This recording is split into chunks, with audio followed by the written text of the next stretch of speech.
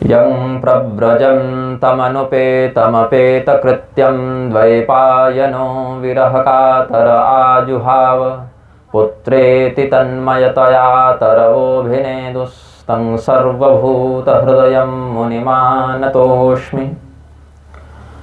शान्ताकारं भुजगशयनं पद्मनाभं सुरेशं विश्वाधारं गगनसदृशं मेघवर्णं शुभांगं लक्ष्मीकान्तं कमलनयनं योगिभिर्ध्यानगम्यं वन्दे विष्णुं भवभयहरं सर्वलोकैकनाथं।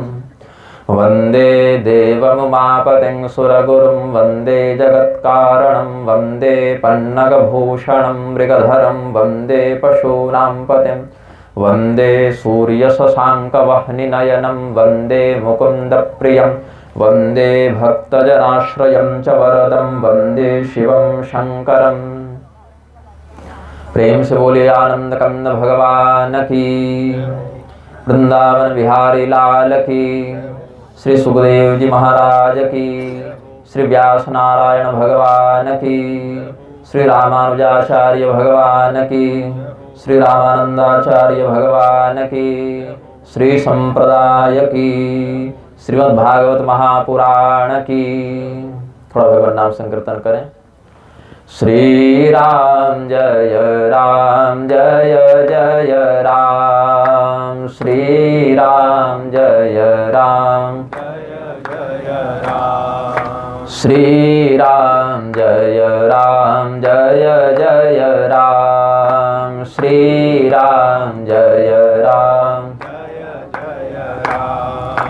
जय जय विघ्नहरण हनुमान, जय जय विघ्नहरण हनुमान, जय जय विघ्नहरण हनुमान, जय जय विघ्नहरण हनुमान। श्री राम जय राम, श्री राम जय राम, कौसल्या के प्यारे राम, कौसल्या के प्यारे राम, दशरथ राज दुलारे राम, दशरथ राज दुलारे राम, सीता प्राण आधारे राम, सीता प्राण आधारे राम। श्री राम जय राम, श्री राम जय राम, श्री राम जय राम,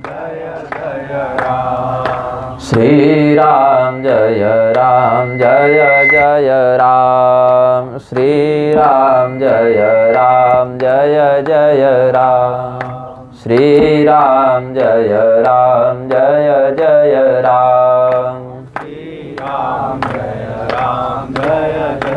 प्रेम से बोलिए आनंद कंद भगवान की। श्रद्धालु भक्तगणों, आज का जो व्याख्यान सत्र है, प्रवचन सत्र है, वो थोड़े विलंब से प्रारंभ हो रहा है। ऐसे तो महात्म्य का प्रकरण आज चलेगा। स्कंद पुराण में श्रीमद् भागवत के महात्म्य के विषय में ऋषि महर्षियों ने जो सत्संग किया और पद्म पुराण में जो सत्संग किया, उन दोनों विषयों पर आज हम किंचित चिंतन करेंगे। ऐसे तो रात्रि हो गई है और इस क्षेत्र में कथा दिन प्रधान होती है, किंतु कलश यात्रा इत्यादि में समय अधिक लग गया, व्यवस्था प्रबंधन में भी समय लग गया। कल से प्रयास करेंगे 1 बजे से कथा प्रारंभ हो जाए। 3 घंटे 4 घंटे में श्रीमद् भागवत समझाया तो नहीं जा सकता। मैं तो 7-8 घंटे भी कहना चाहता था, लेकिन कुछ अपनी भी साधनात्मक व्यस्तता हो जाती है और कुछ श्रोताओं का भी प्रबंधन और सुविधा पक्ष को देखना पड़ता है। संसार में यह प्रसिद्ध है कि इस मर्त्यलोक में, पृथ्वीलोक में सर्वप्रथम श्री सुखदेव जी ने श्रीमद् भागवत की कथा परीक्षित जी को सुनाई। लेकिन इससे पहले भी यह कथा संसार में विद्यमान थी, लोग पढ़ते थे, सुनते थे, सुनाते थे। श्रीमद् भागवत के माध्यम से परीक्षित जी का जब उद्धार हुआ तो यह कथा विशेष ख्याति को प्राप्त कर गई, विशेष कीर्ति को प्राप्त कर गई। लोग जाने समझे कि ये क्या कथा है, इसका महात्म्य क्या है, प्रभाव क्या है। लेकिन जो भगवान के भक्त थे वो पहले भी इसका आस्वादन करते थे। श्रीमद् भागवत महापुराण वैसे तो ब्रह्मदेव को जब भगवान नारायण ने पढ़ाया था तो 4 ही श्लोकों में पढ़ाया था, क्योंकि ब्रह्मदेव 4 ही श्लोकों में उस सत्य को समझने में समर्थ थे। उनको 4 श्लोकों में समझा दिया। और वही परंपरा ब्रह्मदेव से देवर्षि नारद को प्राप्त हुई, देवर्षि नारद से वेदव्यास जी को प्राप्त हुई। किसी किसी परंपरा में बीच में महर्षि वाल्मीकि का भी हम नाम स्मरण करते हैं। आनंद रामायण इत्यादि के अनुसार श्रीमद् भागवत की परंपरा नारद जी से वाल्मीकि जी को और वहां से वेदव्यास जी को प्राप्त हुई। फिर वेदव्यास जी से सुखदेव जी को प्राप्त हुई, सुखदेव जी से परीक्षित के माध्यम से हम सबको प्राप्त हुई। इतना ही नहीं, श्रीमद् भागवत की एक और परंपरा है जिसमें 6 पौराणिक ऋषि महर्षियों की चर्चा है और कृतवर्ण इत्यादि महर्षियों का हम संस्मरण करते हैं, जहाँ बृहस्पति जी के माध्यम से वह परंपरा, कश्यप, बृहस्पति इत्यादि के माध्यम से वह परंपरा उद्धव जी को प्राप्त होती है। तो परीक्षित जी ने जब श्रीमद् भागवत की कथा सुनी थी, परीक्षित और सुखदेव जी के संवाद स्वरूप श्रीमद् भागवत को हम पढ़ते हैं, सुनते हैं, बताते हैं। 4 ही श्लोकों में निहित सत्य को, ज्ञान को, विवेक को श्री वेदव्यास जी ने जब यह देखा कि मनुष्य नहीं समझ पाएगा तो कथानकों के माध्यम से, दृष्टांतों के माध्यम से उसकी व्याख्या करके 18,000 श्लोकों में विस्तृत कर दिया। और उस विस्तार में प्रधानता किसकी रखी? जिस शैली में सुखदेव जी परीक्षित को कथा सुनाने वाले थे, सुनाया नहीं था, भविष्य में जो सुनाने वाले थे उसको अपनी दिव्य विधा से, ज्ञान से पहले ही देख लिया और उसको उसी रूप में लिखकर सुखदेव जी को पढ़ा दिया। तो भगवान के अवतार हैं। वेदव्यास जी को भगवान का ज्ञान अवतार हम समझते हैं। वेदव्यास एक पद है। प्रत्येक द्वापर के अंत में, जब भी द्वापर युग आता है, प्रत्येक द्वापर के अंत में कोई एक महापुरुष व्यास के पद पर बैठते हैं। अभी जो वेदव्यास जी हैं वो इस मनवंतर में 28वें वेदव्यास हैं। उनका नाम है श्री कृष्ण द्वैपायन। ये महर्षि पराशर और माता सत्यवती के पुत्र हैं। इनकी परंपरा भी ब्रह्मदेव से ही चली है। भगवान नारायण से ब्रह्मदेव, ब्रह्मदेव से वशिष्ठ, वशिष्ठ से शक्ति, शक्ति से पराशर और पराशर से भगवान कृष्ण द्वैपायन वेदव्यास जी का जन्म हुआ है।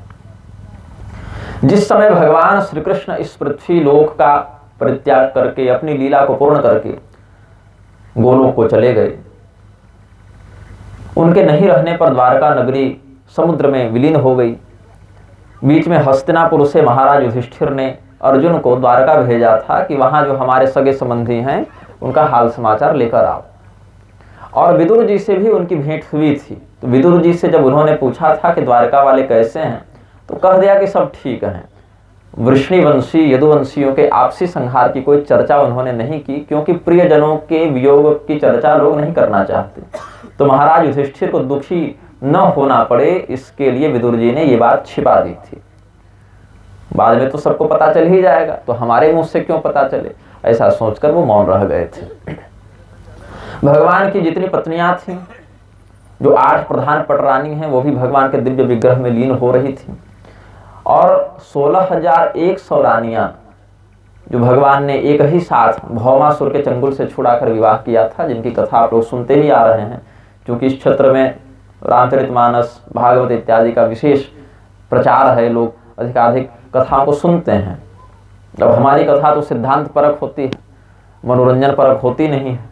तो जिस प्रकार का प्रबंध आप लोग करते हैं वैसी हम कथा करते हैं। कोई संगीत वाला रखता है, कोई नहीं रखता है, कोई अकेला सुनता है, कोई सामाजिक सुनता है। लेकिन मेरी कथा मैं प्रयास करता हूँ कि जो जिस शैली में शास्त्र में वर्णित है वो बता दी जाए, क्योंकि अन्यान्य भजन, झांकी इत्यादि तो सर्वत्र होते ही रहते हैं। लेकिन परीक्षित जी को सुखदेव जी ने जो ठोस बात बताई, उसका जितना संभव है अपनी बुद्धि और समय के अनुसार हम भी व्याख्यान करें। तो भगवान के विरह में जब सभी रानियां व्याकुल हो रही थीं, उन्होंने देखा कि एक पटरानी है वो व्याकुल नहीं है, वो रो नहीं रही हैं, भगवान की पीड़ा का वो अनुभव नहीं कर रही हैं। वो कौन है? बोले ये भगवती कालिंदी हैं। कलिंद कहते हैं सूर्य को, सूर्य देव की पुत्री कालिंदी अर्थात भगवती यमुना, वो भगवान श्री कृष्ण की पटरानी है, चौथी पटरानी। पहली रुक्मिणी जी हो गई, फिर जाम्बवती हुई, फिर सत्यभामा हुई, फिर कालिंदी हुई। तो कालिंदी भगवती को जब उन्होंने देखा कि ये पीड़िता नहीं है, कष्ट नहीं प्राप्त कर रही हैं, तो सभी पत्नियां वहां पर जाकर, जो बची थी, रोहिणी इत्यादि कुछ भगवान की प्रधान पत्नियां बची हुई थी, उन्होंने जाकर भगवती कालिंदी से यह निवेदन किया कि आपको कष्ट क्यों नहीं होता, आप प्रसन्न क्यों हैं, इसका आप हमें रहस्य बताएं। तो कालिंदी भगवती ने कहा, आत्मा रामस्य कृष्णस्य ध्रुवमात्मास्ति राधिका तस्यादास्य प्रभावेण विरहोस्मान न संस्पृशेत। हे बहनों, भगवान श्री कृष्ण आत्मा राम है, उनका मन कहीं बाहर संसार में नहीं लगता, आत्म तत्व में ही उनका चित्त लगा रहता है। बाहर किसी में अगर मन लग जाए और सामने वाला व्यक्ति हमारे विरुद्ध चला जाए, हमारे मन को प्रतिकूल लगने वाला कोई कार्य कर बैठे, तो हमें कष्ट होगा। और भगवान सभी कष्टों को हरण करने वाले हैं, भगवान स्वयं कष्ट में नहीं पड़ते। किसी लीला में अगर लीला के वैशिष्ट को दिखाने के लिए, जैसे सीता विरह की लीला कर दी, या और भी श्री कृष्ण अवतार में जब शाल्व से युद्ध कर रहे थे तो वसुदेव जी की मायामयी हत्या को देखकर थोड़ा शोकाकुल हो गए, ये सब भगवान अपनी इच्छा से करते हैं। जैसे कोई बच्चा अपने पिता के साथ खेल रहा हो, कुश्ती लड़ रहा हो, और अपने पुत्र को प्रसन्न करने के लिए पिता उससे हार जाए कुश्ती में और रोने लगे कि देखो मेरे बेटे ने मुझे हरा दिया, तो वास्तव में पिता शक्तिहीन नहीं है, वो विलास है उसकी क्रीड़ा का, ये माधुर्य है उस लीला का। तो अपनी इच्छा से भगवान कहीं करुण रस को निमित्त बनाकर अपनी लीला कर बैठे। एको रसः करुण एवं निमित्त भेदात, ये भी आचार्यों ने कहा, भगवान श्री रामचंद्र जी की लीला करुण रस प्रधान है, भगवान श्री कृष्ण चंद्र की लीला माधुर्य रस प्रधान है। तो भगवान किसी लीला को दिखाने के लिए किसी एक रस का विस्तार कर दें, ये अलग बात है, लेकिन तत्व दृष्टि से भगवान हर्ष शोक इत्यादि से परे हैं, प्रसन्नता और अप्रसन्नता दोनों से परे हैं। तो भगवान श्री कृष्ण चंद्र जी आत्मा राम हैं, अपनी आत्मा में ही उनका चित्त रमण करता है। और भगवान की आत्मा कौन है? बोले राधिका जी भगवान की आत्मा है। आत्मा रामस्य कृष्णस्य ध्रुवमात्मास्ति राधिका, भगवती राधा रानी ही भगवान श्री कृष्ण की आत्मा है। और हे रानियों, मैं यमुना कालिंदी उन्हीं भगवती राधिका की सेवा करती हूँ, उन्हीं की आराधना करती हूँ। इसीलिए हमें लगता ही नहीं है कि भगवान कहीं गए, हम नित्य भगवान का अनुभव करते हैं। जैसे हृदय में धड़कन है, हमें अनुभव होता है। कभी अगर हम सो भी जाएं, मन कहीं इधर उधर भी रहा, तो हमारी धड़कन बंद नहीं हो जा रही है। तो उसी प्रकार से भगवान हमारे अंदर स्थित है, ऐसा नित्य अनुभव हमें होता है भगवती राधिका की आराधना के प्रताप से। तो इन्होंने कहा बाकी रानियों ने कि हमें भी बताओ, वो उपासना विधान बताओ, वो रहस्य बताओ। तो भगवती कालिंदी ने वह रहस्य बताया, भगवती राधिका के तत्व का उपदेश किया है। और भगवती राधिका के चिंतन से, जो भगवान के नित्य आह्लादिनी शक्ति हैं, उनके चिंतन से उन सभी रानियों का कष्ट भी दूर हुआ। भगवान के चले जाने का जो एक अनुभव कर रही थी कि भगवान अब दूर चले गए, पहले निकट थे अब नहीं हैं, ये भ्रम उनका समाप्त हो गया और भगवान को सदैव अपने हृदय में वो अनुभव करने लग गई। और भगवान जब यदुवंशियों का संहार कर चुके तो उनके प्रपौत्र थे वज्रनाभ। भगवान श्री कृष्ण के पुत्र थे प्रद्युम्न, उनके पुत्र थे अनिरुद्ध और उनके पुत्र थे वज्रनाभ। तो वज्रनाभ अब द्वारिका तो रही नहीं, तो राजा कहाँ के बने? तो उन्होंने चिंतन किया कि हम लोग द्वारिका के तो हैं नहीं, हम तो मथुरा के थे। जरासंध के आक्रमण से बार बार मथुरा को क्षति हो रही थी, इसीलिए हम द्वारका में आकर सुरक्षित हो गए। अब द्वारका नहीं रही तो हमें वापस मथुरा जाना चाहिए। मथुरा चले गए, लेकिन वहां तो खंडहर है, क्योंकि 80 साल 90 साल से कोई रहने वाला नहीं, तो पूरी की पूरी नगरी खंडहर बन चुकी है। तो महाराज परीक्षित जो उस समय हस्तिनापुर की गद्दी पर थे, महाराज परीक्षित वज्रनाभ से एक पीढ़ी ऊपर ही लगते थे। तो महाराज परीक्षित ने यह विचार किया, युधिष्ठिर जी ने अपने पौत्र तुल्य परीक्षित को राज्य सौंपकर महाप्रयाण किया था, स्वर्गारोहण की ओर वो गए थे। तो परीक्षित जी ने वज्रनाभ से कहा कि तात तत्पितृभिर्नून मस्मत् पितृपितामहा उद्धृता भूरि दुःखौघादहं च परिरक्षितः। आपके पिता के द्वारा, आपके पितामहों के द्वारा हे वज्रनाभ, मतलब भगवान कृष्ण इत्यादि के द्वारा हमारे पूर्वजों की रक्षा की गई है। आपके पूर्वज भगवान कृष्ण के द्वारा हमारे पूर्वज युधिष्ठिर इत्यादि की रक्षा की गई है, और हम भी जब गर्भ में थे तो भगवान ने हमारी रक्षा की। इसीलिए आपके वंश का हमारे वंश पर बहुत बड़ा उपकार है, और उस उपकार से हम कभी उऋण नहीं हो सकते। इसीलिए आपको इस बात की चिंता नहीं करनी चाहिए कि हमारे पास धन नहीं है तो हम राज्य कैसे चलाएं, प्रजा नहीं है तो मेरे राज्य का विकास कैसे हो, तो इसकी चिंता आपको नहीं करनी है। कोई शत्रु हमारी मथुरा पर पुनः आक्रमण न कर दे, इन सब बातों की चिंता आपको नहीं करनी है। हम अभी हस्तिनापुर की गद्दी पर हैं। ऐसे तो महाराज युधिष्ठिर जब जा रहे थे, हस्तिनापुर की गद्दी दे दी थी परीक्षित जी को, और इंद्रप्रस्थ की गद्दी दे दी थी वज्रनाभ को। लेकिन वज्रनाभ ने कहा ये तो हस्तिनापुर दुर्योधन के अधिकार में और इंद्रप्रस्थ युधिष्ठिर के अधिकार में थे। अब दुर्योधन नहीं रहा तो दोनों के राजा युधिष्ठिर हो गए। युधिष्ठिर जी परीक्षित को और वज्रनाभ को सौंप कर गए, लेकिन मेरी पैतृक नगरी का क्या होगा? तो इसीलिए परीक्षित जी ने वज्रनाभ को कहा, आपके लिए जीवन में एक ही चिंता होनी चाहिए कि भगवान या भगवान के पुत्र पौत्र आदि के चले जाने पर जो माताएं कुल में बच गई उनकी सेवा कैसे हो। माताओं की सेवा के अतिरिक्त, गुरुजनों की सेवा के अतिरिक्त और किसी विषय की चिंता आपको नहीं करनी है। कोश संज्ञा दिजा चिंता तथा हृदमना दिजा मना गपिन कार्याते सुसेव्या किंतु मात्र। वज्रनाभ जी ने कहा ठीक है, बहुत कृपा है आपकी कि इस समय आप हमारे संरक्षण के लिए खड़े हुए हैं। आपका भी उपकार हमारे ऊपर है। क्यों? आपके पिता अभिमन्यु ने ही हमें युद्ध विद्या की शिक्षा दी थी। तत्पित्रोपकृतश्चाहं धनुर्विद्या प्रदानतः। हे महाराज परीक्षित, आपके पिता अभिमन्यु ने ही हमें धनुर्वेद का ज्ञान दिया था, इसलिए हम भी आपके ऋणी हैं। अब एक बात तो यह है कि हमारी प्रजा कहीं नहीं रही, तो आप हमें कुछ प्रजाजन प्रदान करें जिन पर हम शासन कर सकें। तो परीक्षित जी ने क्या किया, हस्तिनापुर में इंद्रप्रस्थ में जितने अच्छे अच्छे विद्वान ब्राह्मण थे, पराक्रमी क्षत्रिय थे, अच्छे व्यापारी वैश्य थे, अच्छे शिल्पकार शूद्र वर्ण के लोग थे, अच्छे किसान थे, व्यापारी थे, हर वर्ग के अच्छे गुणी लोगों को उन्होंने मथुरा में बसाना प्रारंभ किया। हस्तिनापुर के योग्य योग्य लोगों को हर समाज से वर्ग से मथुरा में भेजना प्रारंभ किया और मथुरा को फिर से बसा दिया। अब नगरी तो बस गई।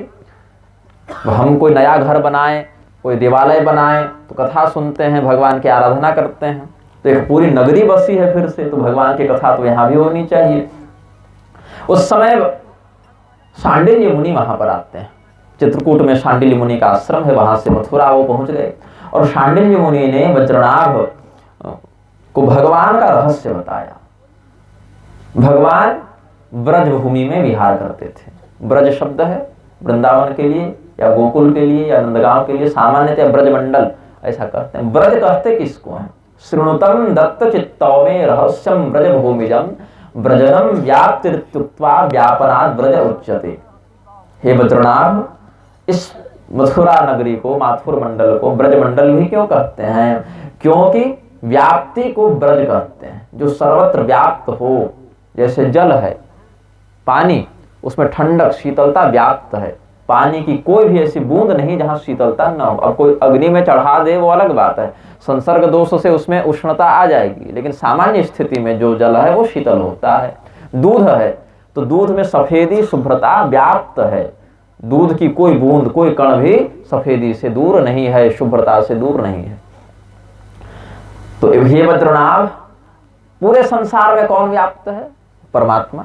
परमात्मा संपूर्ण संसार में व्याप्त है। पूरे संसार का कोई छोटा सा भी अवयव ऐसा नहीं है जहां परमात्मा की उपस्थिति न हो। तो गुणातीतम परम ब्रह्म व्यापकम ब्रज उच्यते। वो जो निर्गुण परब्रह्म है, गुणातीत है, सर्वत्र व्याप्त परमात्मा है, तत्व दृष्टि से उसी को ब्रज कहा जाता है। और वही परमात्मा जब सगुण विग्रह धारण करके अपने भक्तों को आनंदित करने के लिए एक शरीर को प्रदर्शित करते हैं, कृष्ण रूप में आते हैं, तो आत्मा रामश्चाप्त काम प्रेमाक्तैर अनुभूयते। आत्मा तु राधिका तस्य तयैव रवणादसौ आत्मा राम तया प्राज्ञैः प्रोच्यते गूढ़वेदिभिः। उस परम ब्रह्म के आत्मस्वरूप है भगवती राधिका, और भगवती राधिका के साथ क्रीड़ा करने के लिए वह परमात्मा एक साकार विग्रह धारण करके हमारे सामने उपस्थित होते हैं। और ये जो बाकी 116,000 रानियां हैं, उनका क्या रहस्य है? उनका ये रहस्य है, भगवान श्री कृष्ण चंद्र, चंद्र शब्द लगा ना, भगवान श्री कृष्ण चंद्र, तो चंद्रमा 16 कलाओं से युक्त होता है और 16 कलात्मक जो चंद्रमा हैं उनकी 16 जो कलाएं हैं वही सहस्र गुणित होकर, जैसे चंद्रमा की 16 कलाएं हैं तो आकाश में जब चंद्रमा का प्रकाश फैलेगा तो हजारों गुणा वह चांदनी आकाश में बिखेर देता है। तो इसी प्रकार से परमात्मा श्री कृष्ण चंद्र का जो 16 कलात्मक विग्रह है, एक एक कला से सहस्र सहस्र गुणित जो प्रकाश निकलता है वही एक एक रानी के स्वरूप में हमें यहाँ परिलक्षित होता है। ये उस परमात्मा की शक्ति का रहस्य है। इस प्रकार से बताया। अब भगवान श्री कृष्ण जहां जहां जो जो लीला किए थे वज्रनाभ को सब बताया शांडिल्य मुनि ने, और उन स्थानों पर जन्मभूमि से श्री कृष्ण जन्मभूमि मथुरा से प्रारंभ करके वज्रनाभ ने मंदिर बनवाने प्रारंभ किए। और ऐसे तो बहुत बनाए, लेकिन प्रधानता से 6 मंदिर भगवान श्री कृष्ण के और 6 मंदिर बलराम जी के, जहां जहां जो जो लीला हुई थी प्रधानता से वहां उन मंदिरों का निर्माण करवाया। और फिर उद्धव जी का उस क्षेत्र में आगमन होता है। उद्धव जी ने आकर कहा भगवान की मैं कथा तुम्हें सुनाना चाहता हूँ। वज्रनाभ को उद्धव जी ने श्रीमद् भागवत की कथा वहां पर सुनाई है। सबसे पहले भगवान के जाने के बाद सबसे पहले कथा किसने किसको सुनाई? उद्धव जी ने वज्रनाभ को ये कथा सुनाई और कहा कि ये कथा केवल हम नहीं सुनाते, यहाँ पर वैकुंठ में भी, कैलाश में भी, ब्रह्मलोक में भी ये कथा होती है। भगवान नारायण स्वयं वैकुंठ में ये कथा सुनाते हैं। जब भगवान विष्णु ये कथा सुनाते हैं, यदा विष्णु स्वयं वक्ता लक्ष्मीश्च श्रवणे रता तदा भागवत श्रावो मासे नैव पुनः पुनः, यदा लक्ष्मी स्वयं वक्त्री विष्णुश्च श्रवणे रतः मासद्वयम् रसास्वादस्तदातीव सुशोभते। क्यों? अधिकारे स्थितो विष्णु लक्ष्मीर्निश्चिंत मानसा। भगवान विष्णु जब श्रीमद् भागवत की कथा अपने पार्षदों को, भगवती लक्ष्मी इत्यादि को वैकुंठ में सुनाते हैं, 1 महीने तक कथा कहते हैं। भगवान विष्णु जब कहते हैं तो 1 महीने तक कहते हैं, हम कहां से 7 दिन में सुना दें। भगवान विष्णु की अपेक्षा हम सबों का क्या सामर्थ्य है। तो तात्पर्य है भागवत कथा अनंत है। भगवान के किसी भी अवतार की कथा अनंत ही होती है। उसमें अपने सामर्थ्य और समय के अनुसार व्यक्ति कुछ विषयों पर चर्चा करता है। अब भगवान नारायण जब कथा का व्याख्यान करते हैं 1 महीने तक करते हैं, और भगवती लक्ष्मी फिर कथा सुनाती हैं। ऐसे व्यास पीठ पर बैठकर अनुष्ठानात्मक कथा स्त्रियां नहीं कहें, यह शास्त्रीय मर्यादा है। वक्ता के कुछ विशेष लक्षण होते हैं, श्रोता के क्या लक्षण है, वक्ता के क्या लक्षण है, सब शास्त्रों में बड़े निश्चित हैं। आजकल क्या है, फैशन के चक्कर में, पैसा के चक्कर में बहुत कुछ विकृति आती जा रही है कलयुग के प्रभाव से। तो भगवान की जो व्यासपीठगत कथा है, ऐसे सत्संग करने में सबका अधिकार है, कीर्तन में सबका अधिकार है। घर में अपने बच्चों को तो माताएं भी भगवान की कथा सुनाती ही हैं, लेकिन वो एक अनुष्ठान नहीं है, वो एक व्यासपीठ पर बैठकर नहीं सुनाती। हमारी माता जी भी हमको भागवत की, रामायण की कथाएं बचपन में सुनाती थी, आज भी सुनाती हैं, लेकिन उसको प्रवचन नहीं कर सकते। कोई भी व्यक्ति किसी को भी कथा सुना सकता है, लेकिन सत्संगात्मक आपस में जैसे बैठकर चर्चा करते हैं उस प्रकार से व्यासपीठ पर बैठकर अनुष्ठानात्मक संकल्पात्मिका कथा कहने में कुछ विशेष व्यक्ति ही अधिकृत हैं, जिनका लक्षण आगे हम वर्णित करेंगे। तो लक्ष्मी जी जो कथा सुना रहे हैं इस प्रकार से व्यासपीठ पर बैठकर नहीं। अब तो व्यासपीठ पर भी बैठकर इस तरह करते तो बाल खुले रखेंगे, कथा से अधिक मेकअप पर ध्यान है, बहुत कुछ है, सब तो देख ही रहे समाज में। लेकिन ये सत्संगात्मिका कथा है, आपसी चर्चा, पति पत्नी बैठकर भगवान की कथा कहें, चर्चा करें, सुनाएं, सत्संग करें, ये गृहस्थ जीवन का एक सौंदर्य है। बाकी पड़ोसी ने क्या किया और भाई ने क्या किया और साला सरहद ने क्या किया, ये तो संसार का प्रपंच है ही, लेकिन पति पत्नी बैठकर अगर भगवान की कथा की चर्चा करें तो ये गृहस्थ जीवन की सफलता है, सार्थकता, यही सुंदरता है उस जीवन की। अब ऐसा क्यों कि भगवान विष्णु 1 महीने में कथा कहते हैं और देवी लक्ष्मी 2 महीने में कहती है? इसीलिए क्योंकि भगवान विष्णु संसार की रक्षा करने के कर्तव्य में आरूढ़ हैं, अधिकार में स्थित हैं, इसीलिए उनको थोड़ा कम समय मिलता है, बहुत कुछ देखना पड़ता है, कहाँ पर क्या चल रहा है। भगवती लक्ष्मी को उतनी चिंता नहीं जितनी भगवान नारायण को चिंता है, इसीलिए वो आराम से 2 महीने तक कथा कहते हैं। अधिकार स्थितो विष्णु लक्ष्मी निश्चिंत मानसा, ये बात है। ब्रह्मदेव भी कथा कहते हैं। ब्रह्मदेव जब ये कथा कहते हैं तो 1 सप्ताह में ही कह देते हैं। ये साप्ताहिक कथा जो है ये राजस श्रेणी की कथा कहलाती है। और ये ब्रह्मदेव ही, क्योंकि ब्रह्मदेव को और ज्यादा चिंता है, क्योंकि भगवान विष्णु के पास तो देवता तब जाते हैं जब ब्रह्मदेव सामने हो। ऐसे तो पृथ्वी पहले ब्रह्मदेव के ही पास जाती है, और भगवान विष्णु को तभी निवेदन किया जाता है जब ब्रह्मदेव उस समस्या का समाधान करने में स्वयं को असमर्थ पाते हैं।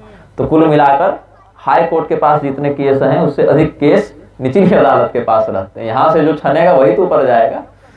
तो भगवान ब्रह्मदेव 1 ही महीने में करते हैं, 1 ही सप्ताह में करते हैं।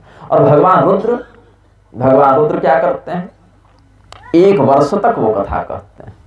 भगवान महादेव वैराग्यवान देवता हैं और उनका विभाग अंत में होना है। कभी कभी किसी राक्षस को वरदान देने चले गए, किसी राक्षस का संहार करने चले गए, कभी हलाहल पीकर संसार की रक्षा करने चले गए, कभी कभी। लेकिन प्रधानता से भगवान महादेव त्रिदेव मंडल में संहार के कार्य को पूर्ण करते हैं, जो कि अंत में होना है।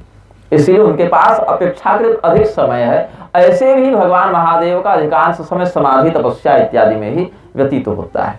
तो भगवान महादेव जब कथा कहते हैं 1 वर्ष तक भगवान वो कथा कहते हैं।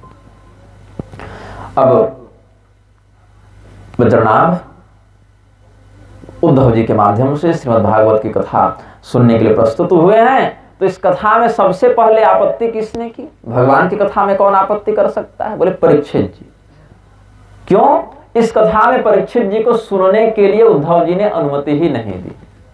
परीक्षित तुम ये कथा नहीं सुन सकते। क्यों भाई? क्या परीक्षित जी भक्त नहीं हैं, अधिकारी नहीं हैं? बिल्कुल हैं, लेकिन अधिकारी होने के साथ साथ वे एक राजा भी हैं। और परीक्षित जी महाराज अगर कथा सुनने बैठ गए, अभी अभी युग परिवर्तन हुआ है, लोगों की बुद्धि में कलयुग ने अपना प्रभाव डालना प्रारंभ किया है। और अगर राजा अपना राज्य संचालन छोड़कर अनुष्ठान में बैठ जाए तो प्रजा बहुत शीघ्रता से विकृत हो सकती है। हम यहाँ बैठकर आराम से कथा क्यों सुन रहे हैं? क्योंकि अभी यहाँ के क्षेत्र में शांति है। अगर यहाँ उपद्रव हो जाए, युद्ध हो जाए, आक्रमण हो जाए तो शांति से कथा नहीं सुन सकते। तो इसीलिए उद्धव जी ने निर्देश दिया है परीक्षित जी को कि श्री कृष्णेन परित्यक्ते भूतले बलवान कलिह करिष्यति परम विघ्नं सत्कार्ये समुपस्थिते। हे परीक्षित, ये सत्कार्य है। सत्कार्य मतलब सत्य स्वरूपी परमात्मा के निमित्त ये कार्य किया जा रहा है। सत्य स्वरूपी परमात्मा के भक्त सज्जनों के द्वारा ये कार्य किया जा रहा है। इस सत्कार्य में विघ्न कौन डालेगा? असत कार्य में प्रेरित करने वाला कलियुग। और तुम्हारा कार्य क्या है? तस्मात् दिग्विजयम याहि करि निग्रहम् आचर। तुम दिग्विजय के लिए निकलो और कलियुग का निग्रह करो, कलियुग को नियंत्रित करो, उसको अनुशासित करो। आगे कथा में जहाँ राजा परीक्षित की कलियुग से भेंट हुई है, उस समय ये कथा बद्रनाभ को उद्धव जी सुना रहे हैं। श्रीमद् भागवतास्वादं प्रचार्य तत्सहायतः एतान् संप्रापयिष्यामि नित्यधाम्नि मधुद्विषः। और मैं क्या करूंगा? उद्धव जी ने कहा कि तुम तो निकल जाओ अपने प्रजा में अनुशासन की व्यवस्था, धर्म की व्यवस्था को दृढ़ करने के लिए, और मैं क्या करूंगा? तुम्हारे जैसे संरक्षक से युक्त होकर कि हाँ, हम कोई उपद्रव नहीं होने देंगे, आप कथा कीजिए, ऐसे सहायक के साथ युक्त होकर मैं उद्धव इस समुदाय में जो भी भक्त जन बैठे हैं उनको भगवान की कथा सुनाऊंगा और उनको भगवान के धाम में भेजता रहूंगा। कितनी बढ़िया व्यवस्था है। व्यासपीठ और राज्यपीठ दोनों का अगर सामंजस्य हो जाए तो अधर्म वृद्धि को प्राप्त नहीं करता। राजा परीक्षित प्रसन्न हुए कि ठीक है, लेकिन चिंता भी हुई कि हमें एक बहुत बड़ा लाभ जो मिल सकता था वो अब नहीं मिलेगा, अब कथा हमें तो प्राप्त नहीं होगी। कलिं तु निग्रहिष्यामि तात ते वचसि स्थितः श्री भागवत संप्राप्ति कथम मम भविष्यति अहं तु समनुग्राह्यस्तव पादतले स्थितः। हे उद्धव जी, हे महात्मन, हम आपके चरणों में प्रणाम करते हैं। हम तो चले जाएंगे कलियुग को नियंत्रित करने के लिए, लेकिन ये कथा फिर हमें कैसे मिलेगी? उद्धव जी ने कहा इसका भी हम प्रबंध कर देते हैं। इसका प्रबंध ऐसे होगा, आप अधिकारी हैं श्रीमद् भागवत के, ततए तवैव भगवत शास्त्रे यतो मुख्याधिकारिता, अधिकारी नहीं आप प्रधान अधिकारी हैं। इसीलिए लोक व्यवहार में श्रीमद् भागवत की कथा को सुनने के लिए बैठे यजमान को ही परीक्षित ऐसा कह देते हैं लोक व्यवहार में। क्यों? राजा परीक्षित के पास श्रीमद् भागवत को श्रवण करने का मुख्य अधिकार था, यह तो मुख्याधिकारी था। लेकिन अभी नहीं, अभी आपका कार्य क्या है? कलयुग का नियंत्रण करना। राजा परीक्षित इस समय लगभग 36-37 वर्ष की अवस्था में, लगभग शरीर की दृष्टि से, और 30 वर्ष इन्होंने राज्य किया है। तो 66-67 वर्ष की अवस्था तक जब ये पहुंचे तब इनको सुखदेव जी ने कथा सुनाई थी। ये हमारे श्रीमद् भागवत वाले परीक्षित, और देवी भागवत वाले परीक्षित ने 60 वर्ष तक राज्य किया था, और उसके बाद भी वो मुक्त नहीं हुए थे, अकाल मृत्यु से पीड़ित हुए थे। बाद में उनके पुत्र ने अंबा यज्ञ के माध्यम से वेदव्यास जी के द्वारा देवी भागवत की कथा सुनी थी, तो उनका उद्धार हुआ था। अलग अलग कल्पों में ये वैशिष्ट्य होता है, अलग अलग कल्पों में अलग अलग देवताओं के ग्रंथों के महात्म्य को प्रकाशित करने के लिए ये सब कुछ भेद होता है। अब उद्धव जी ने कहा कि ये कथा तो हम सुना रहे हैं, लेकिन आपको कथा सुनाने हम नहीं आएंगे, आपको कथा सुनाने भगवान श्री कृष्ण स्वयं आएंगे। लेकिन भगवान तो इस रूप में जा चुके, बोले वही भगवान एक अन्य स्वरूप धारण करके आपके लिए आएंगे। श्री सुखदेव जी भी भगवान श्री कृष्ण के ही स्वरूप हैं। नंद नंदन रूपस्तु श्री सुको भगवान ऋषि श्रीमद् भागवतम तुभ्यम श्रावयिष्यत् संशयम। हे परीक्षित, इसमें कोई संदेह नहीं, कोई संशय नहीं कि जो सुखदेव जी स्वयं भगवान श्री कृष्ण के अवतार स्वरूप हैं, वही तुमको श्रीमद् भागवत सुनाने आएंगे। और हम जो ये कथा कह रहे हैं उसको तो कोई जानेगा भी नहीं, मतलब प्रसिद्धि नहीं होगी। जो अब कोई शास्त्र पढ़े, गुरु परंपरा से जाने, तो ये सब बातें जान जाएगा। जैसे हमने आपको बताया तो आप जान गए, लेकिन जनसामान्य इन बातों को तो नहीं जानता कि परीक्षित से भी पहले किसी ने किसी को भागवत सुनाई थी। ये बात तो प्रचलित नहीं है संसार में ना। प्रसिद्ध क्या है कि सुखदेव जी ने परीक्षित को कथा सुनाई। ये प्रसिद्धि उद्धव जी के वरदान के कारण है। एतावत्काल पर्यंतम प्रायो भागवत श्रुतेः वार्तामपि न जानन्ति मनुष्याः कर्म तत्पराः तत्प्रसादेन बहवो मनुष्या भारता जिरे श्रीमद्भागवत प्राप्तो सुखम प्राप्स्यन्ति शाश्वतम्। हमने जो वज्रनाभ को श्रीमद्भागवत सुनाई है, इसकी तो लोग चर्चा भी नहीं करेंगे, लोग जानेंगे भी नहीं कि ऐसा कुछ हुआ। कोई शास्त्रीय परंपरा वाले जान जाएं, लेकिन समाज में इसकी प्रसिद्धि नहीं होगी। प्रसिद्धि तो परीक्षित के माध्यम से ही श्रीमद्भागवत की होगी, और तुम्हारे कारण ही संपूर्ण भारत में जो भी सज्जन होंगे वो श्रीमद्भागवत को जानेंगे और उससे लाभान्वित होंगे। इसलिए अभी तुम जाओ, तस्मात् त्वं गच्छ राजेंद्र कलि निग्रहम् आचर। हे राजेंद्र, हे परीक्षित, अभी आप जाएं, कलयुग पर नियंत्रण करें। तो राजा परीक्षित श्री उद्धव जी के निर्देश को सिरोधारी करते हुए आगे बढ़ गए, और भगवान की कथा को उद्धव जी ने बड़े प्रेम से सुनाया। अब सुनने वाला और सुनाने वाला दोनों के कुछ लक्षण यहाँ वर्णित हैं, और प्रयास करना चाहिए दोनों को, वक्ता को और श्रोता को, कि उत्तम से उत्तम लक्षणों को हम ग्रहण करके भगवान की कथा को सुने। क्योंकि देखिए, बाकी काम तो रोज होना ही होना है, लेकिन ये जो साप्ताहिक सत्र आपने अपने जीवन में चुना है, निकाला है, तो प्रयास करें कि ये एक सप्ताह इधर उधर कोई फालतू का बवंडर न पालें। उसके लिए पूरा जीवन पालते आए हैं, और हो सकता है आगे भी पालें। नहीं पालना चाहिए, लेकिन भगवान की माया है, फंसता है व्यक्ति। अलग अलग प्रकार के काम, क्रोध इत्यादि से हम भी फंसे हैं, आप भी फंसे हैं, देवता भी फंसे हैं, अनेकानेक ऋषि महर्षि भी फंसे हैं। इसमें कोई नई बात नहीं है। लेकिन सज्जन व्यक्ति कौन है? जिसको पता है कि मैं फंसा हूं और वहां से निकलने का प्रयास करता रहता है। फंसे सब हैं, चाहे ऊपर बैठने वाला हो, चाहे नीचे बैठने वाला हो, या कुछ ज्यादा ही ऊपर बैठने वाला हो। स्वर्ग के देवता भी फंसे नहीं हैं, ऐसा नहीं समझना चाहिए। क्योंकि जब सुखदेव जी कथा कहने वाले थे तो देवता आए थे ना अमृत का कलश लेकर विनिमय करने। इसका अर्थ क्या है? तत्व दृष्टि से तो मुक्त वो भी नहीं है। हाँ, ये अवश्य है कि भगवान की शास्त्रोक्त विधि से अर्चना करके, पूजा करके, यज्ञ इत्यादि करके अपने पुण्य के फलस्वरूप अत्यंत दुर्लभ स्वर्गीय सुख को भोग रहे हैं। लेकिन यह भी सत्य है कि अपने पुण्य के क्षीण हो जाने पर वो भी इसी पृथ्वीलोक में अलग अलग योनियों में भटकते रहते हैं। तो फंसे सब हैं। इसमें बुद्धिमान व्यक्ति क्या करता है, निकलने का अधिकाधिक प्रयास करता है। तो कितने प्रकार के श्रोता हैं, कितने प्रकार के वक्ता हैं, अब सबका विस्तार से वर्णन तो शास्त्र भी नहीं करते, ग्रंथ विस्तार के भय से। प्रधान प्रधान बातें बता दिए, मनुष्य के अंदर विवेक जागृत हो जाए इतना बता दिए, और उतने से जो विवेकी है अपने काम की बात पकड़ लेता है। तो मितबुद्ध्यादि वृत्तीनाम मनुष्याणाम हिताय च।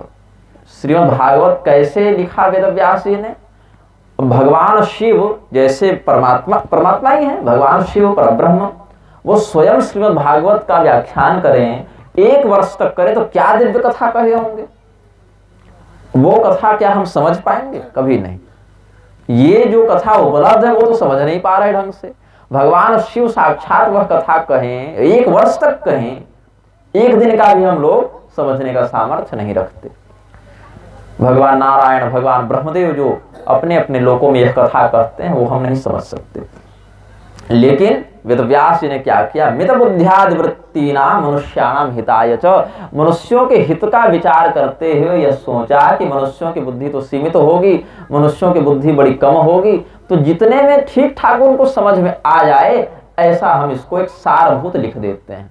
तो जब लेखन करने बैठे तो कैसे लिखा, परीक्षित सुख संवादो योसो व्यासेन कीर्तितः ग्रंथोष्टादश सहस्रो योसो भागवताभिधः कलिग्राहक गृहीतानां स एव परमाश्रयः। जिस शैली में भगवान सुखदेव जी परीक्षित जी को कथा सुनाते, उसी शैली में उन्होंने इसका लेखन किया है। और कलियुग रूपी मगरमच्छ से, ग्राह से जिन गज रूपी जीवों का पैर जकड़ लिया गया है, उनको छुड़ाने के लिए इससे श्रेष्ठ, इससे इतर कोई आश्रय नहीं है, ऐसी बात है। तो 2 प्रकार के वक्ता और श्रोता यहां बताए गए, प्रवर और अवर। प्रवर का अर्थ है श्रेष्ठ, अवर का अर्थ है कनिष्ठ, निकृष्ट। तो प्रवराश्चातको हंस शुको मीनादयस्तथा अवरा वृक भोरुंड वृषोष्ट्राद्या प्रकृतिता। अब इन सभी बातों का व्याख्यान व्यासपीठ से होना बंद हो गया है। इसका कारण यह है, लोगों को चाहिए मनोरंजन, बहुत बढ़िया भजन हो जाए, झांकी हो जाए, लोग ऐसा उठकर नाचे कि पंडाल डोल जाए, लेकिन उससे लाभ तात्विक क्या होगा। शास्त्र में जिस प्रकार का सदाचार वर्णित है, जैसा तत्व व्यक्ति को अपने हृदय में धारण करना चाहिए, उसका सामान्य बोध भी अगर न हो तो केवल खर्च कर देने से भगवान की प्रसन्नता नहीं होती है। तो श्रोता को श्रवण का फल तभी प्राप्त होगा जब वह एक उत्तम श्रोता बनकर उस कथा को सुनेगा। भगवान ये नहीं बोले कि तुम पूरे के पूरे 7 दिन कथा सुन लो, वो तो बड़े सौभाग्य की बात है। 1 दिन की भी कथा अगर व्यक्ति श्रोता के भाव से विधिवत सुने, उसी से उद्धार हो जाना है। भगवान ने बताया, सूत जी ने शौनकादि ऋषियों को बताया, 2 प्रकार के उत्तम और निम्न, 2 कोटियों के होते हैं श्रोता। तो उत्तम श्रोता क्या है? चातक, हंस, शुक और मीन। चातक पक्षी होता है, शुक मतलब तोता, हंस मतलब हंस भी पक्षी है, और मीन मतलब मछली। ये 4 प्रकार के श्रोता होते हैं। अब अपने जीवन में देखना है कि हम किस प्रकार वाले श्रोता हैं। क्या हम चातक हैं, हंस हैं, शुक हैं, मीन हैं? हमारी श्रेणी क्या है? अपने लक्षणों को, अपने व्यवहार को सोचना चाहिए। क्या कहते हैं, अखिलोपेक्षया यस्तु कृष्ण शास्त्र श्रुतौ व्रति स चातको यथाम्भोध मुक्ते पाथसी चातक। चातक क्या करता है? आकाश की ओर एकटक देखता हुआ वर्षा के बूंद की प्रतीक्षा करता है। कहीं उक्ति है, कहावत है कि स्वाति नक्षत्र में बरसने वाले बूंद की वह प्रतीक्षा करता है। ऐसा नहीं है कि संसार में जल नहीं है, जल तो बहुत है, किंतु उस चातक को उस जल में कोई रुचि नहीं है। वह चातक क्या चाहता है कि वर्षा की बूंद ही हम अपने चोंच में ग्रहण कर लें। तो प्यासा रहने के बाद भी कई बार चातक सामान्य जल का ग्रहण न करके वर्षा के बूंद की प्रतीक्षा करता है। ऐसे ही शास्त्र तो बहुत से हैं। आयुर्वेद भी एक शास्त्र ही है, चिकित्सा शास्त्र, काम शास्त्र, योग शास्त्र, युद्ध शास्त्र, गज शास्त्र, अश्व शास्त्र, बहुत व्याकरण शास्त्र, ज्योतिष शास्त्र, अलग अलग शास्त्र हैं। लेकिन ये जो श्रोता है, इसको उन शास्त्रों में रुचि नहीं लगती। इसको चाहिए कि भगवान श्री कृष्ण की कथा जिस शास्त्र में वर्णित हो उसी को केवल हम पकड़ें, चाहे इधर उधर और कितने भी शास्त्र क्यों न भरे पड़े हों। भगवान की कथा के अतिरिक्त अन्य विषयों से युक्त शास्त्रों में जिसकी रुचि न हो, ऐसे श्रोता को क्या कहते हैं? चातक। ये चातक श्रेणी का श्रोता है। अब हंस स्यात् सारमादत्ते यः श्रोता विविधात् श्रुतात् दुग्धे नैक्यम गतात् तोयात् यथा हंसो मलंपयः। सामान्य हंसों में तो ऐसा सामर्थ्य नहीं होता, किंतु मानसरोवर आदि की दिव्य योनि में प्राप्त जो हंस हैं उनमें नीर क्षीर विवेक नाम का एक सामर्थ्य होता है। दूध और जल को मिश्रित करके अगर दे दें तो वह दूध को पी लेता है, जल को अलग कर देता है। ये विशेष सिद्धि वाला हंस दिव्य होता है। हर हंस में तो ये सामर्थ्य नहीं है, कुछ विशेष दिव्य। अब पता नहीं इस कलयुग में ऐसे दिव्य हंस हो कि ना हो, अन्य युग आदि में तो होते ही थे, तभी शास्त्रों ने वर्णन किया है। तो हंस संज्ञक श्रोता क्या करता है? अब जैसे आप बैठे, हो सकता है प्रसंगवश हमने और भी कुछ विषयों की बातें कह दी हो, या और भी वक्ताओं से आपने भागवत सुनी हो तो और भी 10 बातें आपने सुनी हो, लेकिन पकड़ना उसमें से क्या है? सारमादत्ते, भगवान की प्राप्ति कराने में जो समर्थ है ऐसे कथा सार को पकड़ना है। जैसे जल और दुग्ध को मिश्रित करके दिव्य हंस को दे दिया जाए, वो दुग्ध को पी लेता है और जल को छोड़ देता है, अलग करने की उसमें शक्ति होती है। वैसे व्यासपीठ से 10 प्रकार की अगर बातें कही गई हो, उसमें भगवत प्राप्ति कराने वाली कौन सी बात है, इसको पकड़ने का और सांसारिक वार्ता को छोड़ने का जिसमें सामर्थ्य हो, विवेक हो, ऐसे श्रोता को हंस कहते हैं। और सुख सुष्ठु मितम वक्ति व्यासम श्रोत्रिश्च हर्षयन् सुपाठितः शुको यद्वत् शिक्षकम पार्श्वगानपि। सुक तोता, इस श्रेणी का श्रोता क्या करता है? जब व्यासपीठ से भगवान की कथा का व्याख्यान किया जा रहा हो तो बड़े हर्ष के साथ, जहां प्रसन्न होना है वहां प्रसन्नता का भाव व्यक्त करते हुए, जहां रोना है वहां रुदन का भाव व्यक्त करते हुए, मतलब जैसा प्रसंग भगवान की लीला में चल रहा हो, ऐसी भाव भंगिमा से युक्त होते हुए वक्ता और अपने साथी श्रोताओं के भाव को पुष्ट करता हुआ, स्वयं उस कथा को सुनकर याद रखता हुआ और समयानुसार अपने घर परिवार में भी उस कथा की चर्चा करता हुआ जो कथा सुनता है, ऐसे श्रोता को शुक संज्ञक श्रोता कहते हैं। तोता, ऐसे उसको समझना चाहिए। मतलब कथा सुनते समय जैसे प्रसंग की प्राप्ति हो ऐसे भाव से युक्त होना और उस बात को याद रखकर अपने घर परिवार इष्ट मित्र के मध्य भी उस कथा की चर्चा करना, ये सुख संज्ञक तोता, इस नाम वाले श्रोता को हम पहचानते हैं। और मीन, ये भी एक उत्तम श्रोता है। इसका लक्षण क्या है? मछली के समान जो व्यवहार करे। शब्दम नानिमिषो जातो करोत्यास्वादयन् रसं श्रोता स्निग्धो भवेन मीनो मीनः क्षीर निधौ यथा। जैसे मछली नित्य निरंतर जल में वास करती है, जल से अलग कर देने पर मछली तड़प कर मर जाती है और मछली की पलक नहीं झपकती। तो निर्निमेष भाव से बिना इधर उधर मन भटकाए एकाग्र चित्त से जो कथा का श्रवण करे और कथा की प्राप्ति न होने पर जो व्यथित हो जाए, तड़प जाए, ऐसे बहुत ही एकाग्र चित्त श्रोता को मीन कहते हैं, मछली कहते हैं। लेकिन ये खारे जल वाला या सामान्य नदी वाला मत्स्य नहीं है, ये भगवान के दिव्य दुग्धामृत से युक्त क्षीर सागर का मत्स्य है, ऐसा समझना चाहिए। अब ये तो हो गए उत्तम श्रोता के लक्षण। अब अधम श्रोता भी हैं। अगर कोई ऐसे व्यक्ति हो जिनके अंदर अधम श्रोता के लक्षण हो तो क्या करना चाहिए? उस दुर्गुण का परित्याग करके उत्तम गुण वाले श्रोताओं के लक्षणों का संग्रह करना चाहिए। तो यस् तुदन रसिकान श्रोत्रीन विरोत्यज्ञो वृको हिसः वेणुस्वर रसासक्तान वृकोरण्ये मृगान यथा। वृक मतलब भेड़िया, ये एक ऐसा श्रोता होता है जब कथा चल रही हो तो हल्ला करने लगता है, बीच में व्यासपीठ पर जो कथा कह रहे हैं उन्हीं से बहस करने लगता है।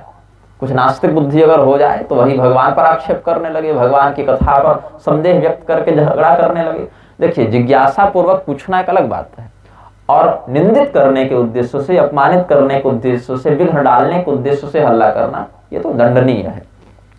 तो भगवान की कथा जब चल रही हो सभी लोग बड़े प्रेम से कथा सुन रहे हों और बीच में खड़ा होकर कोई बहस करने लग जाए और रस को भंग कर दे, तो ऐसे जैसे हिरण बड़े प्रेम से घास चर रहा है, हिरणों का समूह बड़े शांति से घास चर रहा है और पीछे भेड़ियों का झुंड हल्ला करने लगे तो वे डर कर भाग जाते हैं, ऐसे ही जो श्रोता भगवान की कथा के मध्य भेड़िए के समान प्रलाप करने लगता है और अन्य श्रोताओं को भयभीत करता है, व्यथित करता है, ऐसे अधम श्रोता को वृक कहते हैं, भेड़िया कहते हैं।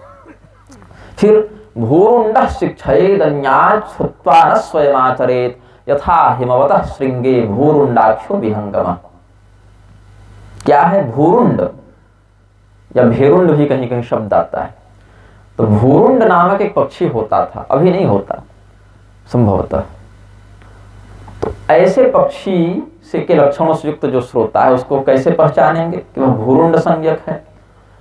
भूरुंड पक्षी जो है वो उपदेश बड़ा सुंदर करता है लेकिन स्वयं उसका पालन नहीं करता। तो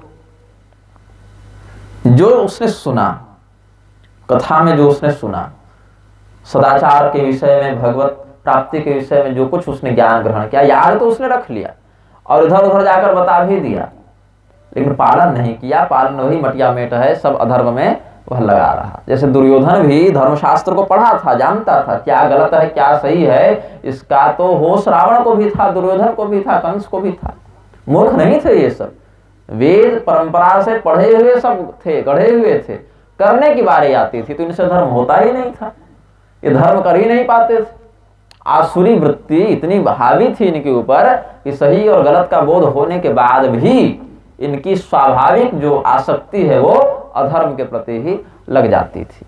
तो जो सुन तो सब ले, याद भी रखे, अच्छे बुरे का भेद भी समझे, लेकिन जब करने की बात आए तो सदैव बुरे कार्य में ही जिसकी प्रवृत्ति लगे, ऐसे श्रोता को भूरुंड कहते हैं।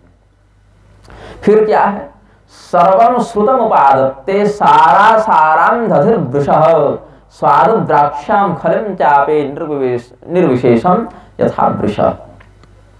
वृष मतलब बैल। अब किसी श्रोता को बैल कह दे तो भड़क जाए, लेकिन यहाँ लिखा है तो हम कहेंगे। अब लक्षण न मिले तो अलग बात है, लेकिन मिलेगा तो उसको वही कहा गया है। क्या है, सर्वं श्रुतम उपादत्ते, जो मिल जाए उसको ग्रहण कर लेता है। उसको पता नहीं है कि सामने जो वक्ता बैठे हैं वो सही बता रहे हैं कि गलत बता रहे हैं, कि शास्त्रीय बात कह रहे हैं कि मनमानी बात कह रहे हैं, इसका होश उसको नहीं है।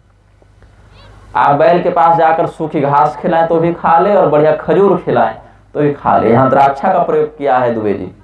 स्वादु द्राक्षाम, मधुर स्वादिष्ट खजूर, अंगूर या उस प्रकार किशमिश लगभग पर्यायवाची हो जाते हैं द्राक्षा के लिए। वो अगर कोई खिलाए, बैल उसको भी खा लेता है, और सूखी घास पैरा इत्यादि भी खिलाए उसको भी खा लेता है।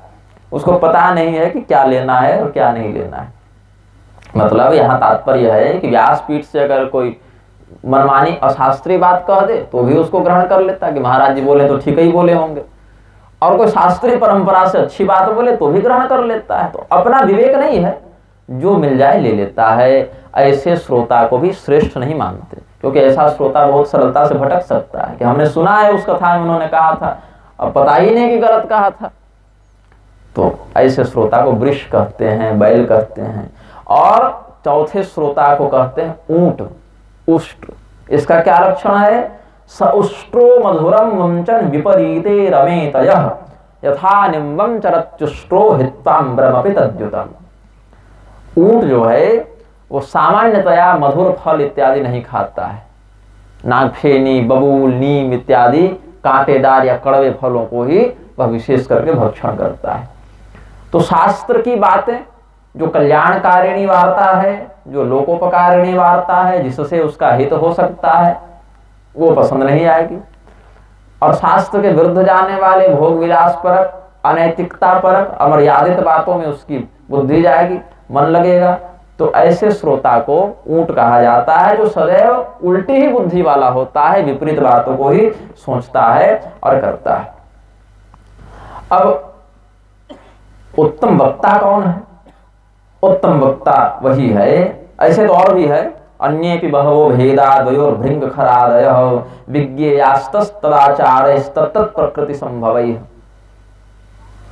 भृंग, गधा इत्यादि भी, गधे का भी वही लक्षण है ना। आप गधे के ऊपर 10 बोरा हीरा सोना ये सब ला देते हैं तो भी उसको उसका महत्व नहीं पता चलता, और कोयला ला देते तब भी उसको उसका महत्व नहीं पता चलता। उसके लिए सोना हो चाहे कोयला हो, भार के ही समान है। इस प्रकार से अपने अपने लक्षणों को समझना चाहिए। ये तो अधम श्रोता हो गया। और भृंग बड़ा उत्तम श्रोता होता है।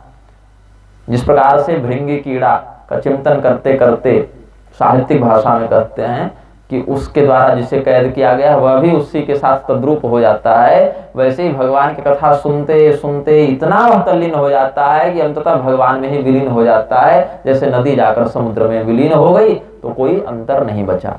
इस प्रकार से और भी बहुत से भेद हैं। सामान्यतया ऐसे समझना चाहिए कि उत्तम प्रकार के श्रोता कौन है, अधम प्रकार के कौन है, ऐसे ही। अब वक्ता पर आते हैं। अगर वक्ता और श्रोता के लक्षण मिल गए तब तो बड़े आनंद की बात है। वक्ता भी ढोंगी निकल जाए और श्रोता भी ढोंगी निकल जाए तब तो बहुत आनंद की बात है। लेकिन अगर कोई गड़बड़ हो गई तब वक्ता बड़े अच्छे संत हो गए और श्रोता को चाहिए तड़क भड़क, तो कितनी भी बढ़िया बात बता दो वो तो कहेगा महाराज जी कथा में आनंद नहीं आया, आपने नचवाया नहीं, आपने गवाया नहीं, आपने झांकी नहीं निकाली, आपने चॉकलेट नहीं फेंके व्यासपीठ से, तो गड़बड़। और अगर वक्ता ही गड़बड़ निकल जाए और श्रोता बड़ा धर्मनिष्ठ व्यक्ति हो तो उसको बड़ा असंतोष होगा कि पता नहीं हम इनको क्यों बुला लिए कथा के लिए, ये तो धर्म सिद्धांत की ही हत्या करने पर तुले हुए हैं। ऐसा नहीं, चाहे तो दोनों बढ़िया हो चाहे दोनों बिगड़े हो तब मजा आता है, तब वहां रस की वृद्धि होती है। लेकिन दोनों का सही होना बड़ा दुर्लभ है। सबसे दुर्लभ क्या कि वक्ता भी परम विरक्त हो और श्रोता भी परम विरक्त हो। ये संयोग किसी किसी युग में कदाचित कभी मिल जाए। जैसे सनत कुमार जी के साथ देवर्षि नारद का सत्संग हुआ था भक्ति ज्ञान वैराग्य वाले प्रसंग में, ऐसा कभी कदाचित हो जाए तो हो जाए। सामान्यतया कलयुग में जो वक्ता हैं और श्रोता हैं वो न तामसी हैं न सात्विक हैं, सामान्यतया राजसी कोटि के तो होते ही हैं। अब राजसी से भी उतर के तामसी की ओर बढ़ रहे हैं, लेकिन ठीक है, पूर्ण सात्विक कथा बहुत ही दुर्लभ है कलयुग में। अब इसमें कहते हैं कि अगर 1 सप्ताह तक कथा सुनी जाए तो वो राजसी कथा है। 1 महीने तक सुनी जाए, मासेन ऋतुना वापि श्रवणम स्वाद संयुतम सात्विकम यदनायासम समस्तानंद वर्धनम। कथा का वास्तविक आनंद तो तब है जब 1 महीने तक तो सुनी ही जाए, और थोड़ा विशेष आनंद चाहिए तो 2 महीने के लिए सुनी जाए। मासेन ऋतुना वापि, 1 महीने तक सुनो या 2 महीने तक सुनो, ठीक से आराम से एक एक विषय समझ समझ कर रस का आस्वादन कर करके सुनो तो सात्विक कथा कहलाती है। और राजसी कथा क्या है? राजसी कथा वह है जो 1 सप्ताह में व्यक्ति सुनता है, हड़बड़ी में थोड़ा 1 सप्ताह में इसको पूरा कर देना है, ऐसे भाव से। सप्ताहम यज्ञवज्जत्तु सश्रमम सत्वरम मुदा सेवितम राजसम तत्तु बहु पूजादि शोभनम, ये राजसी कथा है। और तामसी कथा क्या है? बोले 1 वर्ष तक सुनो तब। ऐसे भी तीनों गुणों के अधिष्ठाता में देखें तो भगवान नारायण जो 1 महीने तक कथा सुनाते हैं, या भगवती लक्ष्मी जो 2 महीने तक सुनाते हैं, वो सत्वगुण प्रधानता से अपने विग्रह को प्रकाशित करते हैं। और ब्रह्मदेव 1 सप्ताह वाली कथा कहते हैं तो राजसी गुण को प्रकाशित करते हैं। और तमोगुण के अधिष्ठाता भगवान शिव महादेव वो 1 वर्ष तक कथा कहते हैं। अब 1 वर्ष वाली कथा में समस्या क्या हो जाती है कि आलस्य बढ़ सकता है कि 6 महीना से सुने जा रहे हैं। अगर भक्ति और प्रेम दृढ़ न हो तो 1-2 महीना जाते जाते व्यक्ति का मन भटक सकता है, या 6-7 महीना जाते जाते भूल सकता है कि पहले दूसरे महीने में क्या सुने थे। दीर्घ काल तक कथा सुनने से अगर दृढ़ भक्ति प्रेम न हो तो ये सब दुष्परिणाम हो सकते हैं कि पिछली कथा को भूल जावे या मन ही उच्चाटित हो जाए, मन ही लगना बंद हो जाए। अब भगवान सुखदेव जी ने जो कथा सुनाई परीक्षित को, वो भी तो 1 सप्ताह वाली थी, तो क्या कहेंगे कि ऐसी कथा भी सात्विक नहीं थी क्या? बोले नहीं, ये तो निर्गुण कथा थी, ये तो सात्विक से भी श्रेष्ठ कथा थी। सात्विक गुण भी एक गुण है, निर्गुण नहीं है। निर्गुण कथा क्या है? दिन को गिना ही नहीं जाए, ये निर्गुण है। कितने दिनों तक सुननी है कथा इसकी चिंता छोड़कर केवल कथा सुनो, दिन पर ध्यान मत दो, भगवान पर ध्यान दो, ये निर्गुण कथा है। कितने दिनों तक सुनना इससे कोई मतलब नहीं, जब तक सुनना है तब तक सुनेंगे और मन भगवान में लगा रहेगा। वर्ष मास दिनानाम तो विमुच्य नियमाग्रहम सर्वदा प्रेम भक्तेव सेवनम निर्गुणम मतम। सदैव प्रेम भक्ति इत्यादि से युक्त होकर जो कथा सुनी जाए, उसमें कोई विशेष दिन में बांध कर नहीं कि हड़बड़ी में इतने ही दिनों में कर देना है, ऐसे ही कर देना है। ये सब नियम जो आग्रह पूर्ण नियम है, सदाचार परक नियम तो है ही, लेकिन जो आग्रह पूर्ण नियम है उनको छोड़कर केवल भगवान के प्रति अपने चित्त को लगाते हुए जो व्यक्ति कथा सुनता है वो निर्गुण कथा सुन रहा है, ऐसा समझना चाहिए। और पारीक्षिते संवादे निर्गुणम तक प्रकीर्तितम। भगवान की कथा जो परीक्षित जी ने सुनी वो तो निर्गुण थी। बोले 7 ही दिन सुनी, इसीलिए क्योंकि उनकी आयु 7 दिन ही बची थी। अगर 2 दिन बची रहती तो 2 दिन सुनते, और 1 महीना बची रहती तो 1 महीना सुनते। उनकी आयु ही 7 दिन थी, इसीलिए वो कथा तो 7 दिन ही हुई। और भगवान सनत कुमार ने जब देखा कि कलयुग में व्यक्ति के पास इतना धन नहीं होगा, इतना समय नहीं होगा, क्योंकि विवाहे यादृशम वित्तम तादृशम परिकल्पयेत भी एक नियम है। भगवान की भागवत कथा कराने में खर्च कितना होता है, बहुत लोग पूछते हैं खर्च कितना होता है। बोले कि अपनी पुत्री के विवाह में व्यक्ति को जितना खर्च करने का सामर्थ्य हो उतना खर्च तो भागवत में लग ही जाता है। अब कोई व्यक्ति अपनी पुत्री के विवाह में 1 करोड़ खर्च करे अपने सामर्थ्य के अनुसार, कोई 1,00,000 2 लाख खर्च करे अपने सामर्थ्य के अनुसार, कोई 10-20 हजार में ही करने का प्रयास करे क्योंकि उसका सामर्थ्य उतना ही है। तो कोई निश्चित, अब लेकिन समस्या कहाँ होती है, जिसका सामर्थ्य ही 10-20 हजार खर्च करने का, उसको कह दोगे तो 5 लाख करो तो कहां से करेगा। और जिसका सामर्थ्य 1 करोड़ का है वो कहता है कि 50,000 लाख में ही कर दो। ऐसा नहीं। हाँ, अब हो सकता है कई बार पूरा का पूरा विवाह के बराबर खर्च करने का सामर्थ्य न हो, कलयुग में एक ही चरण धर्म रहता है तो चौथाई तो करो कम से कम। लेकिन नहीं, धर्म कार्य में धन को अधिक से अधिक खर्च करना चाहिए। लोग कम से कम खर्च करते हैं, और भोग कार्य में कम से कम खर्च करना चाहिए, वहां लोग अधिक से अधिक खर्च करते हैं। ये विपरीत बुद्धि जो है वो कलयुग के प्रभाव से हो जाती है। तो भगवान सुखदेव जी ने परीक्षित को जो कथा सुनाई वो निर्गुण कथा थी। और कलयुग में जब भगवान सनत कुमार ने देखा कि मनुष्य के पास उतना सामर्थ्य, उतना समय, उतना स्वास्थ्य, उतना संसाधन नहीं होगा कि दीर्घकालीन कार्यक्रम को आयोजित कर सके, तो इसीलिए सप्ताह श्रवण विधि कुमारस्तस्य भाषितः, 7 दिन में भगवान की कथा को कैसे सुनना है ऐसी व्यवस्था सुखदेव सनत कुमार ने देवर्षि नारद के माध्यम से समाज में प्रकाशित कर दी। तो भगवान की यह कथा सब कुछ देने में समर्थ है। यथा वक्ता तथा श्रोता तत्र सौक्षम विवर्धते। जैसी वृत्ति वाले वक्ता होंगे वैसे ही लक्षणों वाले अगर श्रोता मिल जाए तब तो आनंद की वृद्धि होती है। और दोनों में अगर ऊपर नीचे हो जाए तो दोनों के हृदय में कष्ट होता रहता है, असंतोष होता रहता है। उभयोर वैपरीत्येतु रसाभावे फलच्युति ही। और जब कहने वाले को भी आनंद न आए और सुनने वाले को भी आनंद न आए, मन में क्रोध, उद्वेग, घृणा इत्यादि का प्रादुर्भाव हो तो फलच्युति ही, ये जो भागवत कथा का परिणाम मिलना चाहिए था, वास्तविक फल मिलना चाहिए था, उसमें विकृति आ जाती है, वो गड़बड़ हो जाती है। क्या क्या मिल सकता है? बोले सब कुछ। धर्म पुत्रांश दारान तथा दारान वाहनानि यशो गृहान आसपत्यम च राज्यम च दद्यात् भागवती कथा। अलग अलग कामनाओं से युक्त होकर मनुष्य भागवत सुनता है। किसी को पैसा चाहिए, बिजनेस बढ़िया चल जाए, किसी को पुत्र चाहिए, किसी को विवाह करना है, किसी को चुनाव में जीतना है, किसी को युद्ध में जीतना है, कोई केस मुकदमा के चक्कर में करा रहा है, कोई व्यवसाय वृद्धि के लिए करा रहा है, कोई रोग से मुक्त होने के लिए करा रहा है। अलग अलग कामनाओं से युक्त होकर कराते हैं और भागवत कथा से अपने अभिष्ट फल को प्राप्त भी करते हैं। लेकिन इसको शास्त्रों ने उत्तम नहीं माना है, श्रेष्ठ नहीं माना है। श्रेष्ठ क्या है? ऐसी कामना रखो कि भगवान मिल जाएं। अकाम सर्व कामो वा मोक्ष काम उदारधि तीव्रेण भक्ति योगेन यजेत पुरुषम परम। भगवान की आराधना करने के 3 प्रकार बताए। अकाम, कुछ मत मांगो। सर्व कामो वा, सब कुछ मांग लो। या मोक्ष काम उदारधि, कि ऐसे संसार का तो कुछ नहीं मांगो लेकिन केवल मोक्ष मांग लो। तो 3 हो गए। सर्व काम में तो हम सब फंसे हैं। सब दे दीजिए भगवान। और कुछ महापुरुष हैं जो कहते हैं संसार का तो कुछ नहीं चाहिए, बस मोक्ष दे दीजिए। ऐसे कुछ महापुरुष ऐसे भी हैं।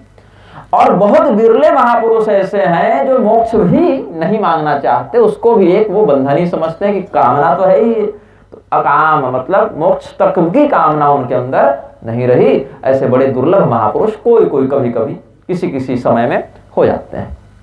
लेकिन भाव क्या है? भक्ति हृदय में दृढ़ होनी चाहिए। तीव्रेण भक्ति योगेन यजेत पुरुषम परम, उस परम पुरुष नारायण की आराधना करनी चाहिए।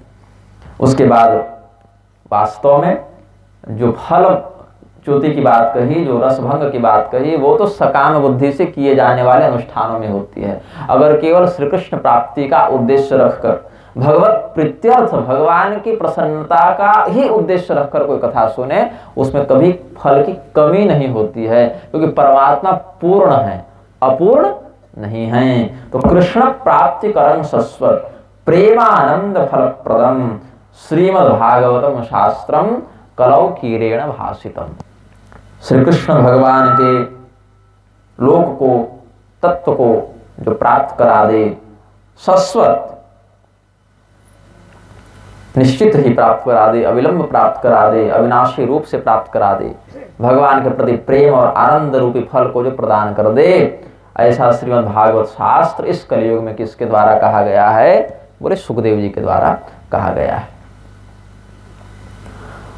आप लोगों को अगर जम रहा हो तो आगे कथा कहेंगे, और नहीं तो रात्रि का अगर हो तो आगे कथा कल कहेंगे। अब जैसा कहें आप लोग, क्योंकि पुरोहित जी ने कहा था कि आज कुछ आप उद्बोधन कर दीजिए, क्योंकि रात्रि अधिक पड़ गई है और ठंड का समय है, भोजन इत्यादि भी करना है। क्योंकि देखिए यजमान जी,